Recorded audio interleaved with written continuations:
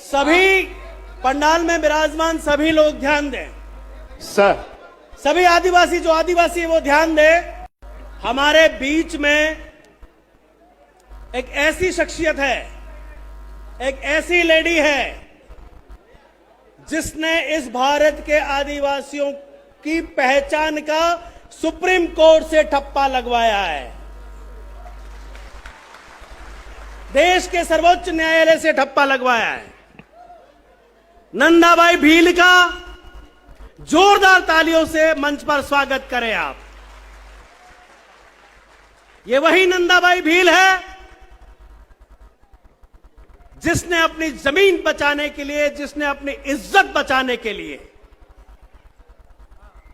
Supreme court तक लड़ाई लड़ी और जस्टिस मार्कंडे काटजू को यह कहना पड़ा कि इस देश में, इस देश का जो मालिक है वो आदिवासी है, बाकी सब बाहर से आए हुए हैं। ये सुप्रीम कोर्ट ने ठप्पा लगाया और वो लगवाने वाली लेडी ये है तुम्हारे सामने, नंदाबाई भील, कैलाश बनाम स्टेट ऑफ महाराष्ट्र। केस याद रख लेना, कैलाश बनाम स्टेट ऑफ महाराष्ट्र, ये वही नंदाबाई भील है।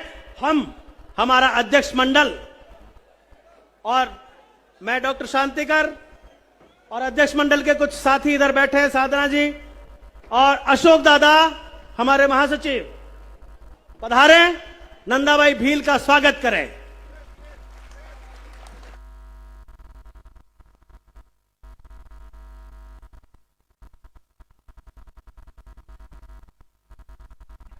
नंदाबाई एक अपने आप में आदिवासी समाज के, भारत देश के इतिहास है।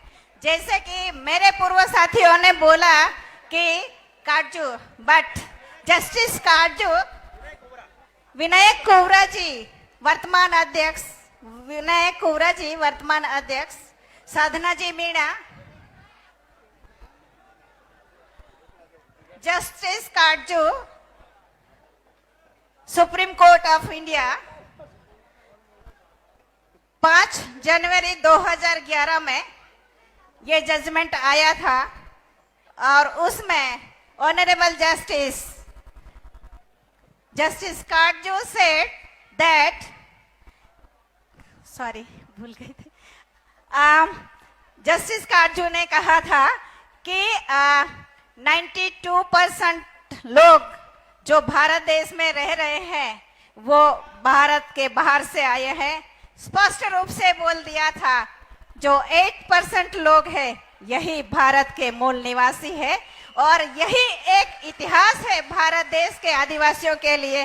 कॉन्स्टिट्यूशनल राइट्स कैसे लड़ा जाता है ये भाई नंदाबाई भील से हमें सीखना पड़ेगा। तो भारत सरकार को 2012 में डाक टिकट निकालना पड़ा। ये ऐसी बहन है, वो लड़ते लड़ते 11 में जजमेंट तो आ गया पर 2012 में उसका एक किडनी भी निकाला गया था, वो भी खराब हो गया था। इस परिस्थिति में भी रहकर आज नंदाबाई हम लोगों को, आदिवासी समाज को एक आइडेंटिटी, मतलब एक पहचान जो ऑनरेबल सुप्रीम कोर्ट से हमको मिली है, फिर से हम बहुत आभारी है नंदाबाई का। नंदाबाई मराठी में बात करेंगे और रंजना ताई है वो हिंदी में बोलेंगे। वो पहली बार उनको इतना आदिवासी समाज का मंच पे इतना बड़ा सम्मान मिल रहा है तो उन्हें थोड़ा दिल से वो रो रही है। और उनके साथ अभी तो सम्मान एकता परिषद के अध्यक्ष, वर्तमान अध्यक्ष, पूर्व अध्यक्ष ने बोला है। हम नंदाबाई को 2 शब्द बोलने के लिए गुजारिश करेंगे। धन्यवाद।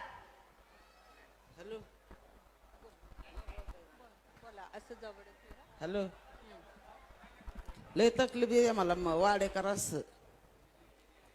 लय तकलीफ दिली म्हणजे लय सुप्रीम कोर्ट पर्यंत लढणे होय। पोर लहान लहान असतं मनीषा पोटमन असेल बस त्या सहाण्या मला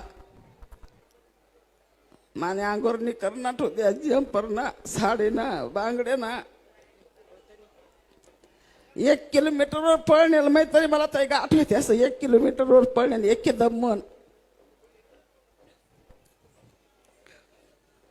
आणि अजून बी कचेरी कोर्ट लढत राहीत माई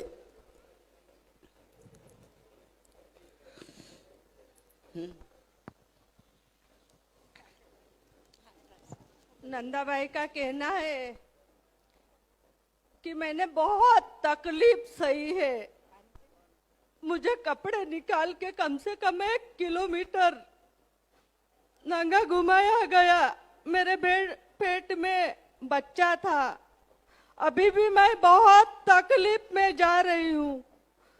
तो मैं पूरी आदिवासी महिलाओं की ओर से नंदाबाई को कहना चाहूंगी, नंदाबाई आगे बढ़ो, नंदाबाई आगे बढ़ो, नंदाबाई आगे बढ़ो। नंदाबाई ने कल भी बताया था महिला सत्र में कि मैं उन सब बातों को ना कभी डरी और ना ही डरूंगी। तो नंदाबाई हमारे लिए एक बहुत ताकत है। हम नंदाबाई के ऊपर गर्व करते हैं और महिलाओं को कहना चाहते हैं कि जो डर गया वो मर गया, डरना नहीं है हमको। नंदाबाई आगे बढ़ो, हम तुम्हारे साथ हैं।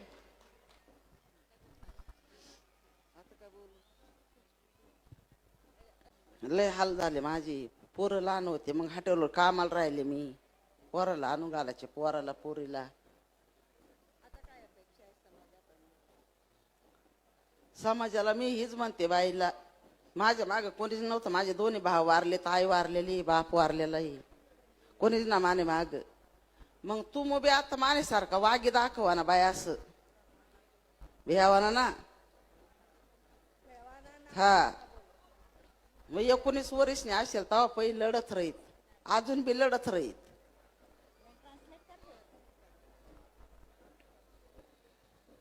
साल से थी तब से ये जमीनी लड़ाई लड़ रही थी। तो अभी तो मेरे बच्चे भी हो गए हैं, तब तक मैंने लड़ाई लड़ी है। तो ये नंदाबाई चाहती है कि अगर आप हम मेरे साथ है तो मैं ये लड़त जमीन पे भी लड़ सकती हूँ और कोर्ट में भी लड़ सकती हूँ। इन्होंने ये मराठी में बोला है। धन्यवाद।